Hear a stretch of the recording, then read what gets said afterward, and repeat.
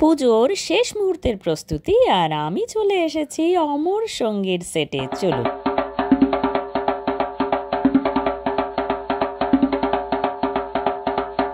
ষষ্ঠী থেকে আমি শুধু তৃণার সঙ্গে থাকি। বলো, রিপিট উইথ মি। ষষ্ঠী থেকে আমি শুধু তৃণার সাথে থাকি। তৃণার পুজো করি। তৃণার পুজো করি।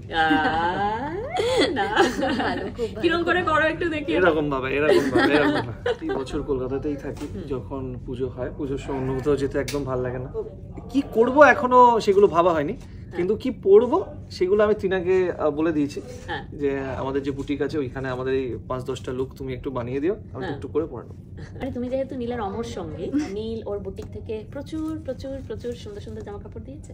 এই সমস্ত কিছুর ব্যাপারে তৃণাদির উপরেই বেশি ভরসা করবো।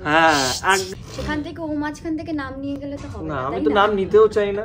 সব রাজ আছে শ্রীয়ের পাশে, নীল আছে তৃণার পাশে। কি ডায়লগ!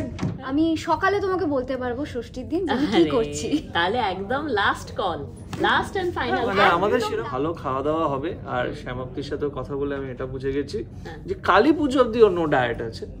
পুজো বা আলাদা করে কোনো ওকেশনালি যে আমি ডায়েট ব্রেক করলাম এমনটা নয়। আমার সারা বছরই আমি খেতে ভালোবাসি, বাঙালি খাবারের মধ্যে দিয়ে আমি খাই, তার সাথে সাথে ওয়ার্কআউট করি, মানে ইনটেক করি, আবার সেই ক্যালোরিটা বার্ন করি। ঢাকের তালে কোমর দোলে খুশিতে নাচে মন, আজ বাজা কাসর জমা আসর, থাকবে মা আর কতক্ষণ। বলো দুর্গা মাই কি জয়।